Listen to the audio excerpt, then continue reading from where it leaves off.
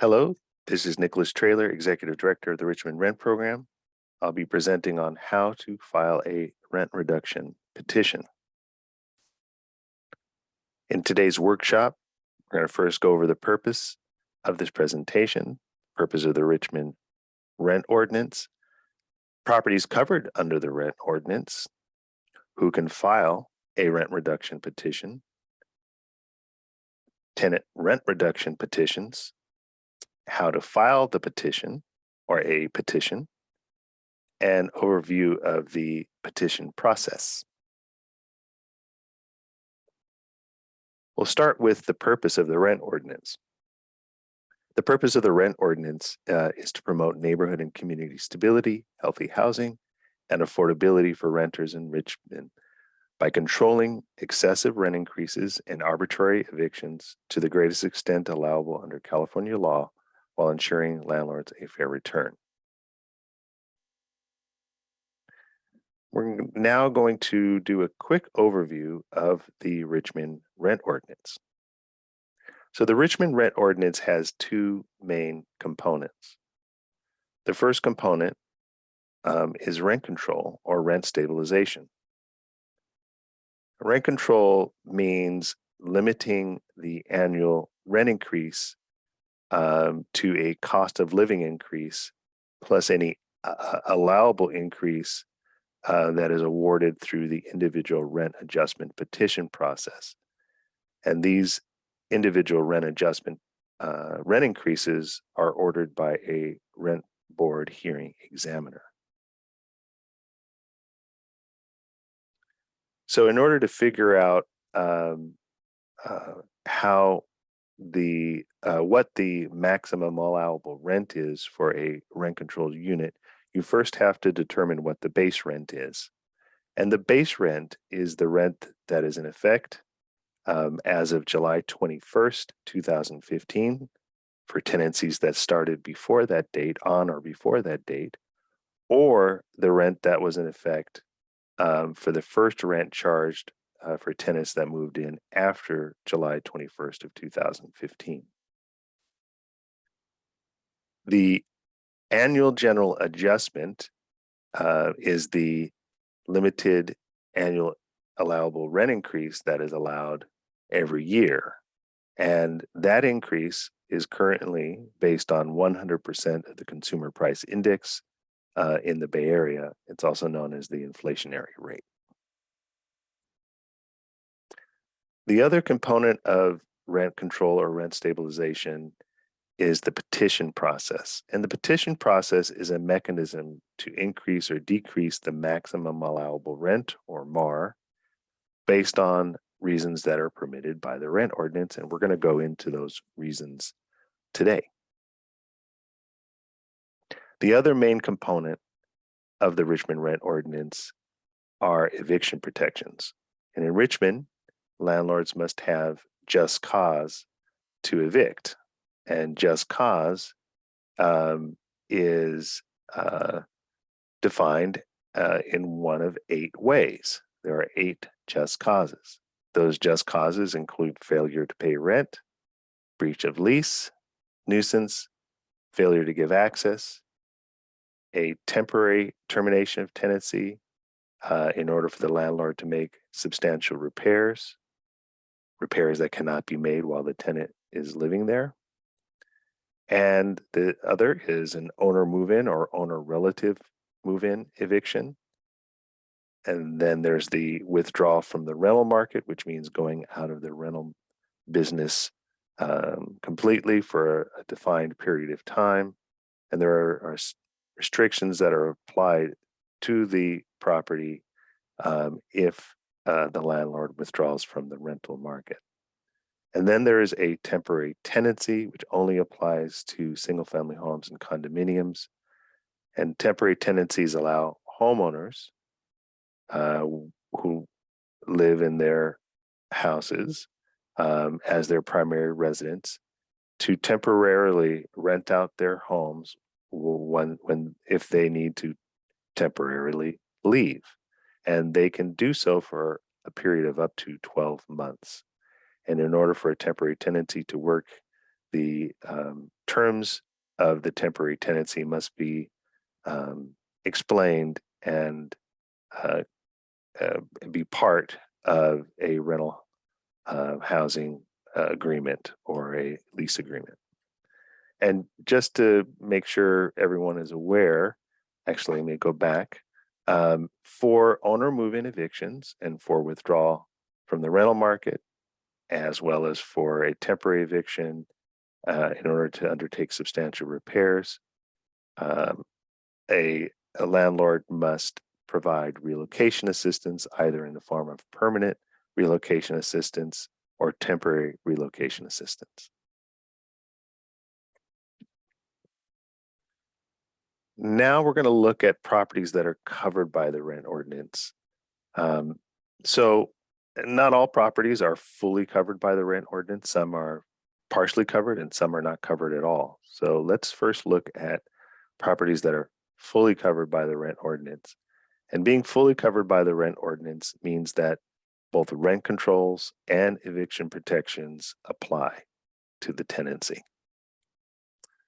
So again, a fully covered unit is one where rent control and just cause eviction protections apply, and properties that are multi-unit that were built before February 1st, 1995 with permits are fully covered. And then you have partially covered units, and these are rental units where only just cause for eviction protections apply, and there are no rent controls. These types of properties include subsidized units, including Section 8 tenancies, properties with one dwelling unit on one parcel, also known as single-family dwellings or single-family homes, condominiums, and new construction or buildings, residential buildings constructed with permits after February 1st of 1995. And under the Costa-Hawkins Rental Act, in order, as I mentioned, in order to qualify for the exemption from rent control, the new construction must have a certificate of occupancy. In other words, the permits have been finalized and determined that the unit is fit for residential habitation. Finally, you have rental units that are fully exempt from rent control, and there are no just cause eviction protections.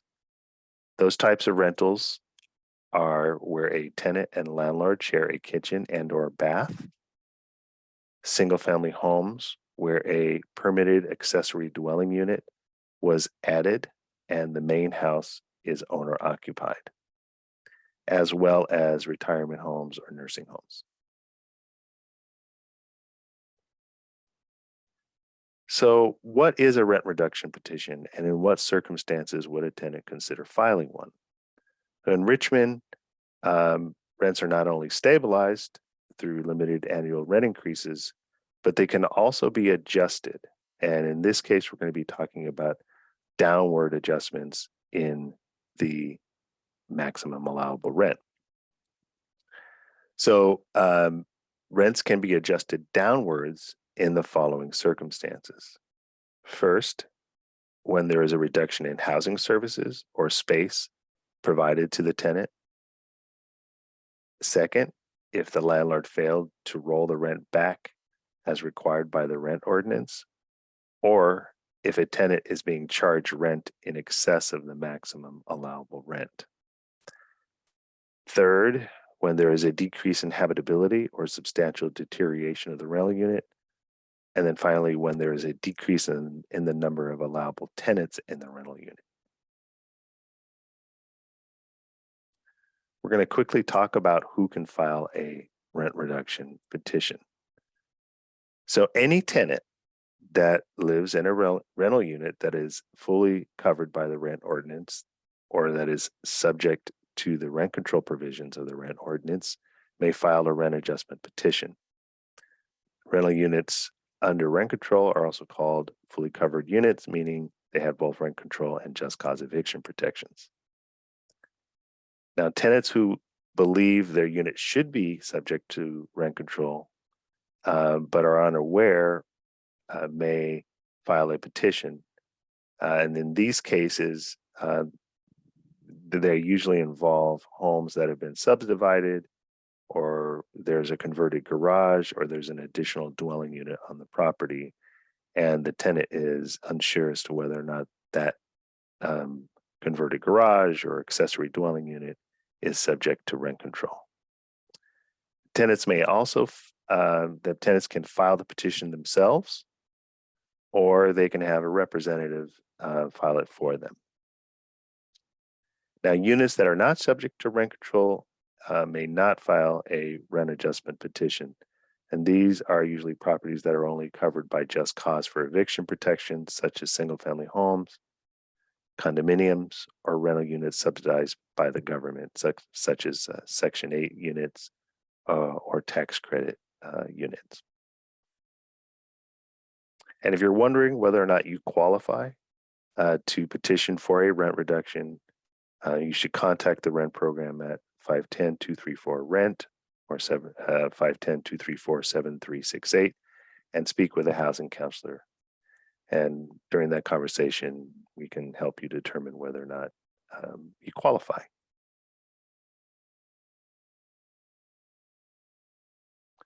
Now, there are some things that you should do when that before you file a rent reduction petition.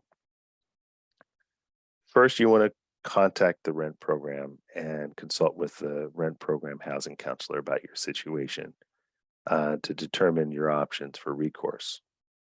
And you may find that you may want to try working it out with the landlord first to resolve the issues, or you may even want to request rent program mediation prior to filing a petition if you think that a conversation with the landlord, getting everybody on the same page about the status of the property or how much rent should have been lawfully charged would resolve the problem.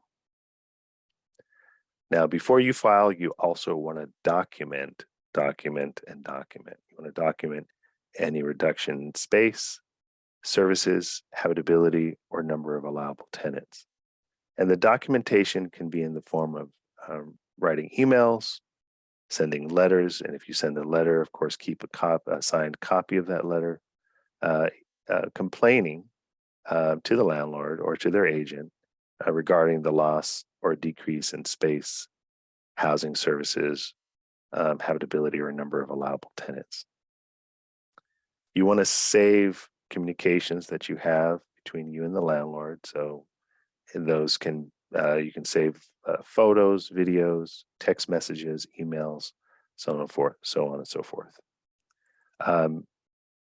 We do recommend that if it is a visible habitability issue, that you take photos and or videos and try to timestamp them. You can also request a housing inspection from the city of Richmond. And if you do that, a housing inspector will come out to the rental unit and inspect it. And if they find any code violations, that those code violations would be substantial evidence that documents the issue, the habitability issue, or the code violations that you're experiencing. And it's really important to know that in order to qualify for a rent reduction or a rent refund, you must have documented evidence in writing, email, or text, so on and so forth, that shows when you informed the landlord about the decrease in space, services, habitability, or number of allowable tenants. We're now going to do a quick overview of the tenant rent adjustment petitions. So one of the main types of petitions that we see are petitions to reduce the rent due to excessive rent charged. In other words, if the landlord charges you more than the maximum allowable rent, or for failure on behalf of the landlord to roll the rent back. And just, I mentioned that in the previous slide, it's important for tenants to know that under the rent ordinance, landlords were required to roll the rent back to the amount that the tenant paid on July 21st of 2015, starting on January 1st of 2017. So most landlords have rolled the rent back in Richmond. The vast majority have, but there are still some cases out there where tenants never had their rent rolled back.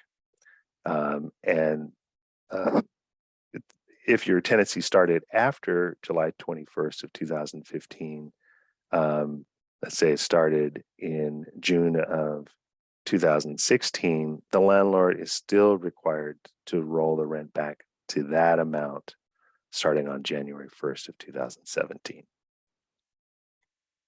There is also the petition to reduce the rent due to a decrease in space, services, or habitability.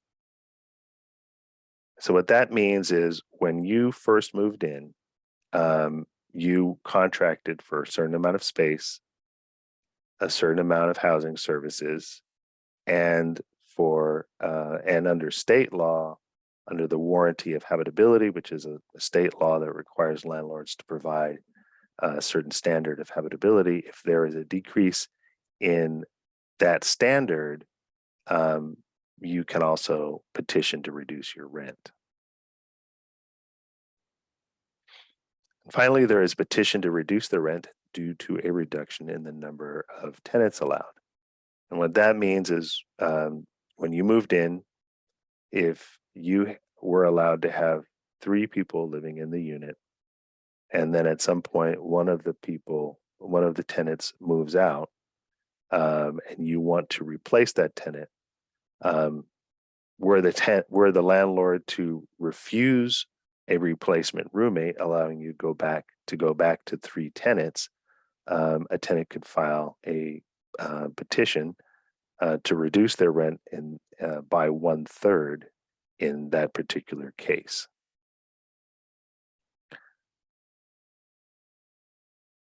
Now we're going to go over the steps for filing a rent reduction petition. But let's do a quick overview first. So the rent ordinance allows for rents to be regulated and adjusted through the rent adjustment petition process that is overseen by a hearing examiner. And you want to think of the hearing examiner as a judge. And in this particular case, it's an administrative judge. And the petition process is similar to court, but less formal because it's an administrative process that is completed through the rent program and its staff. Tenants that are subject to rent control or to the rent control provisions of the rent ordinance, again, may file a petition requesting a downward rent adjustment. And after reviewing documents and listening to testimony, the hearing examiner may order an adjustment to the rent if the petitioner has proven their case by what's known as a preponderance of evidence. And a preponderance of evidence means that it's more than 50% likely that there is a reduction in space, services, or habitability, or reduction in number of tenants.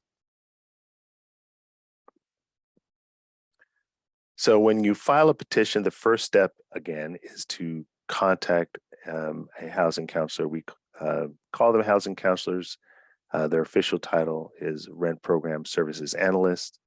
And when you call, you'll be discussing your case and you'll be learning about your rights under the rent ordinance and rent regulations.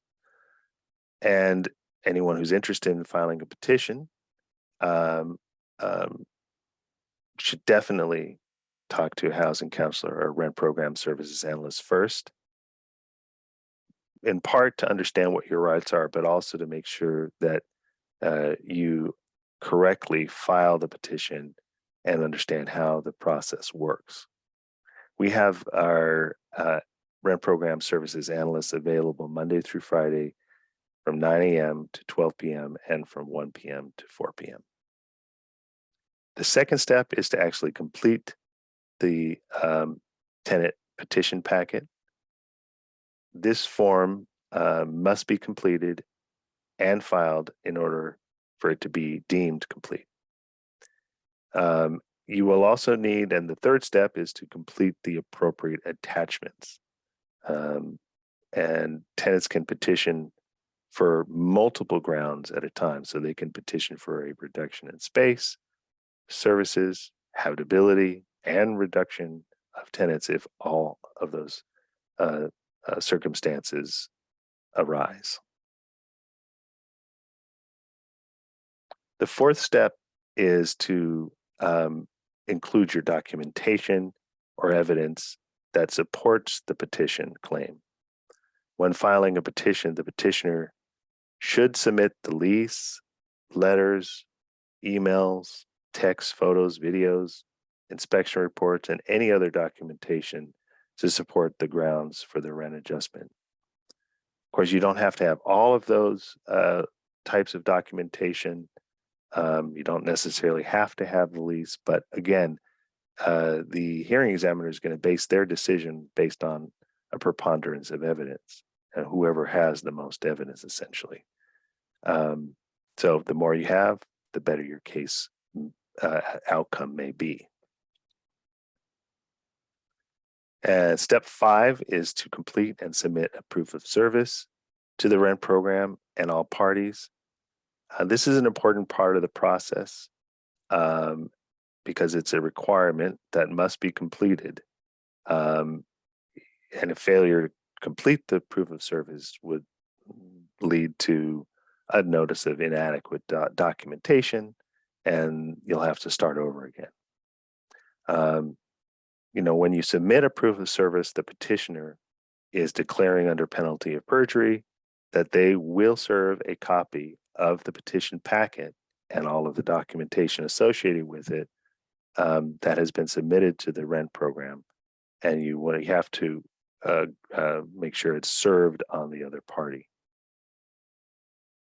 Step 6 is to file the original copy either by mail. You can send it to the rent program office at 440 Civic Center Plaza, Suite 200, or by email at rent@ci.richmond.ca.us. So I'm going to quickly go over the forms, and then I'm going to show you how to actually go on our website and find all of these forms, and we'll just go over them a little bit. So in order for a petition to be complete, you have to have the tenant petition packet along with, when I say tenant petition packet, I mean the main petition form, along with the appropriate attachment A, B, or C, along with the proof of service and your supporting documentation. So let's take a quick look at the tenant petition packet. And then I'm going to go switch over to our website and show you how to find it. So this is what the tenant petition packet looks like. It is a tenant petition that allows for a claim of multiple reasons to be awarded a rent reduction. And now let's quickly, actually, let's go to the next one first, and I'll show you the attachments that go along with the tenant petition packet. Actually, let's go back one and go over this form just a little bit. So when you're filing a petition, you're going to check the reason why you believe you deserve a rent reduction. If you believe you've been overcharged, you would check the excess rent due to overcharges or increase in security deposit. You would, if there's a reduction in rent due to loss of space or services, or the condition of the rental unit, or substantial deterioration of the rental unit, or failure to provide comply with the implied warranty of habitability, then you would check that box. And then attachment C, you would check that box if there's been a reduction in the number of tenants allowed. On the next page, you'll see that there are areas where you would need to put in information about who lives in the rental unit and when their tenancy started. You will also need to inform us as to what you are currently paying in rent, the landlord's information, if there's a property manager, their information, if you have a representative, whether it's an advocate or an attorney that is assisting you, you would put in their information. And then finally, you would sign under penalty of perjury. And you need to make sure that all of the tenants who are going to be part of this petition sign, print their name and sign and date the form. And then finally, there's the proof of service form. And this form is essentially you declaring that under penalty of perjury, you agree to either deliver by hand to the landlord or property manager the whole petition, the petition form and attachments and documentation, either by hand, by placing it in the mail, or by emailing it to the landlord or property manager. So before we go into, actually, let's just continue, and then I'll go over we'll do the website search. So this is a quick overview of attachment A, and this is the attachment related to a petition to reduce the rent due to rent overcharges. So when you're filling this out, you need to let us know whether or not the reason for the petition is due to excessive rent charged, or if the landlord is trying to increase your security deposit. And in Richmond, once a security deposit is collected at the beginning of the tenancy, it cannot be increased except for in circumstances that, for example, where the tenant wants to be allowed to have a pet. And in that case, rent board regulations allow a landlord to increase the security deposit for the addition of a pet up to the amount allowed under state law. So when filling out this petition, you also want to include the property address, the unit information, the monthly rent that you paid when you first moved in, the security deposit amount that you paid, and then you'll look at the change in rent over the years. Each time you received a rent increase, you would indicate that. Whether or not you received a notice when you received your rent increase, or whether it was just verbal, and whether or not you believe the landlord did not qualify to receive the annual general adjustment. And there are some reasons why a landlord would be disqualified from taking the annual general adjustment, and those could include being out of compliance with the rent ordinance for failure to enroll the property and pay the rental housing fee, among other reasons. You would then you have a section where you can explain any other reasons why you believe your rent cannot be increased, and any other claims of overcharges that you have. And then if you've done the calculations, you believe you've been overcharged a certain amount, you would include that where it says rent refund, the amount that you believe you're entitled to receive as a refund in rent. And finally, you would sign, print, and date, and then explain. There's a section for you to outline the associated documentation that is associated with your claim. Now, attachment B is for a petition to reduce the rent due to a decrease in space services, or habitability.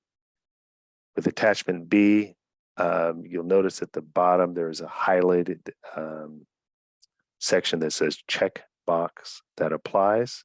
The first box says tenant is requesting excess rent due to the condition of the rental unit from the date the landlord was given notice on each condition. The other box is if the tenant is requesting a rent reduction in rent due to the conditions of the rental unit from the date the petition was filed until the condition was repaired. And generally, you want to check both of those boxes. It doesn't hurt to check both. If you don't check both, there's a possibility you may not have standing to receive a rent reduction since you didn't make the claim. And the grounds for filing a petition can include that the landlord or master tenant has taken away some of your living space, or benefits of your rental agreement. The landlord has provided inadequate housing services. The landlord or master tenant has ignored that the rental unit needs substantial repair, or that the landlord has code violations and poor living conditions. Then you're going to give us some information about the rental unit like you did before, the date you first rented the rental unit, the monthly rent at the time you first paid rent, and then you'd list all the rooms that are part of your rental unit, all the spaces and rooms that are part of your rental unit. And then if you did request a housing inspection, you would check whether you did or not, the date that the inspection occurred, and the outcome of the housing inspection. If you're interested in requesting a housing inspection, you can contact the residential rental inspection program that the city of Richmond has. And we do highly recommend that you consider requesting a housing inspection because it's very substantial evidence that backs up any claim of any habitability issue or reduction in space. And then you would list the condition of the rental unit, such as defective plumbing, electrical issues, issues with appliances, so on and so forth. You would want to indicate when the condition started, the date you notify the landlord, and the date the repairs were completed. Attachment B also allows you to provide additional information about the habitability problem. For example, the heater doesn't work, the heat is inadequate. For each problem, you want to describe how it impaired your use and benefit of the rental unit. And finally, again, you would print your name, sign, and date, and outline the documentation that you have attached. And finally, there's attachment C, which is a reduction in the number of tenants allowed. And so it's important to know that if there's any policy or policies that are imposed by the landlord that unreasonably prevent the tenant from maintaining what's known as the base occupancy level, or the occupancy level that you had at the beginning of your tenancy, then the maximum allowable rent, or your rent ceiling for that unit, shall be decreased by an amount equal to the percentage by which the number of allowable tenants has been reduced. As used in this attachment, policy or policy means any rule, course of conduct, act, or actions by the landlord. And this is the attachment C form. As with all of the attachments, there's a quick explanation as to what a decrease in the number of tenants actually means. Again, you want to indicate when you first moved into the unit, monthly rent at the time you moved into the unit, and the number of people living in the unit at the time you first moved into the unit. And you want to also explain how many people live in the unit now and how it's changed from when you first moved in. You would then indicate the date the landlord first communicated the need for fewer people living in the rental unit, and state the number of people allowed by the landlord in the unit based on the original occupancy level. And you also want to indicate the number of people who've lived in the unit at the time the landlord first expressed his desire to change the number of occupants. And if the reduction is no longer in effect, you want to indicate the date on which it ended. And then you would sign and print and date. Before we go into the overview of the petition process, I'm going to quickly show you how to navigate our website to find these forms. So this is our website.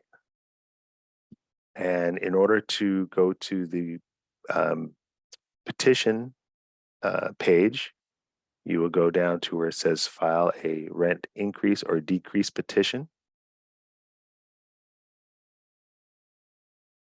When you go to this page, you will see that there is a section that describes the general instructions for filing a rent reduction petition, and then a list of all of the petition forms for tenants. And I would recommend that you first check out the tenant petition filing instructions. It's a good overview, similar to what I've already described. And then I would also recommend that you also look at the tenant petition packet. The tenant petition packet I've already shown it to you, but I'd recommend that you review it once more. And if you have any questions about any of these forms, you of course contact the rent program and we can explain how to fill it out. Okay. This is also where you would find attachment A.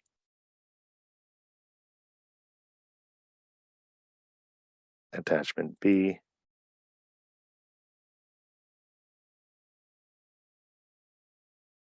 And attachment C.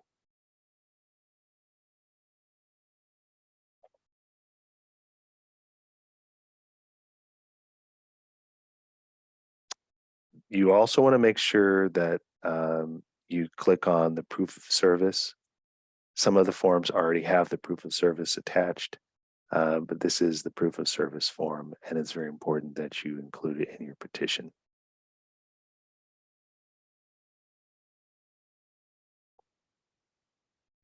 We have, if you decide that you're interested in receiving additional assistance with filing the petition or gathering your evidence or making your arguments, we can also give you a referral to Barry Legal Aid, and they may be able to assist you with the process. And now let's go back to the presentation. So I'm going to go over the petition process a bit more here. So after you file a petition with the rent program, and once the petition is received and reviewed for completion by the rent program, and you've served a copy of the petition packet, the attachment, and documentation, the landlord is given the opportunity to object to the petition, and they have 21 days to object from the mailing of the notice, for the date of the mailing of the notice. Now, after the 21-day objection deadline is over, a settlement conference and hearing notice will be scheduled, and it will be sent to all the parties. Now, either party, whether it's the tenant or landlord, can request a continuance if circumstances require. Now, after the hearing, the hearing examiner will render a decision, and that decision can be appealed by either party within 35 days if it's mailed, or 35 days or 30 days if it's hand delivered.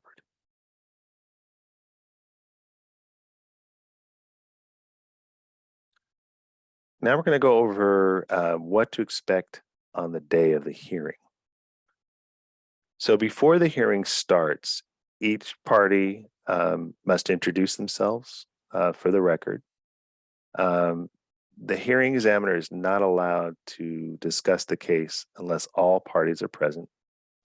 And the settlement conference and hearing can only proceed if all parties are participating, unless there is a complete failure to appear by the responding party, in which case the hearing can still go forward. A failure to appear by the petitioning party will generally result in the dismissal of the petition. The next step, or part 2, is the settlement conference.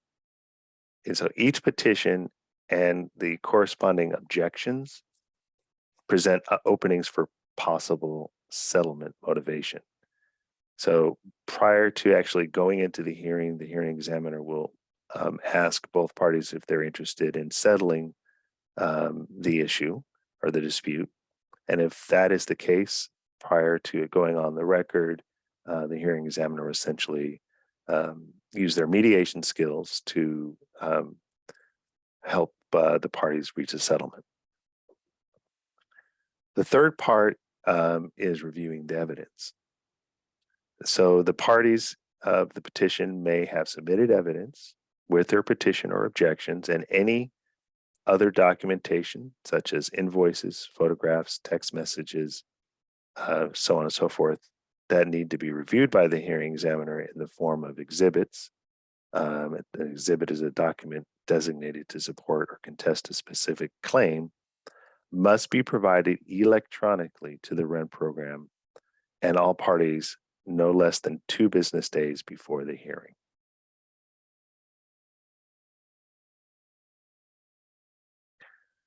The next step is what we call cross-examination, and that's where the hearing examiner will ask questions to the parties present about their testimony that was previously filed in the form of documentation, to better understand the party's position in the case, or to ask questions to challenge their credibility or accuracy. After cross-examination, there's an opportunity for rebuttal, and to the hearing examiner's discretion, each party may have an opportunity to contradict evidence presented by the other party. So you may present evidence in the form of text, photos, other documentation in rebuttal to disprove or rebut new evidence presented by the other side. And finally, there are the closing arguments, and that's where the hearing examiner will close the hearing and or decide to keep the case open for further analysis to make a decision. A written decision is then sent to all parties after the hearing, pursuant to Rent Board Regulation 837. The decision is likely to be sent within a few weeks, and or a few months after the hearing. Now, as I mentioned, either party may appeal a hearing examiner's decision, and if either party or both parties appeal, they have 35 calendar days after the date of mailing of the hearing examiner's decision in order to appeal. On appeal, the decision is reviewed by a 5-member rent board, and the board may affirm, reverse, or modify the decision of the hearing examiner. And filing a timely appeal puts on hold the finality of the hearing examiner's decision. So the tenant can't reduce their rent until the appeal period, until the appeal has been heard and a final decision is made by the rent board.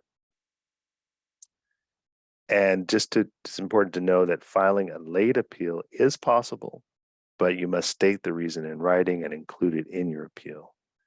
And that filing of an untimely appeal does not stay any portion of the hearing examiner's decision.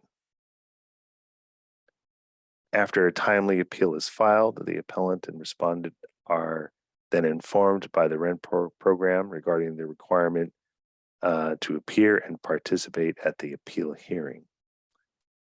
And just to make sure everyone is aware of this, the appeal hearing happens at the regularly scheduled rent board meeting, which is at present the third Wednesday of each month.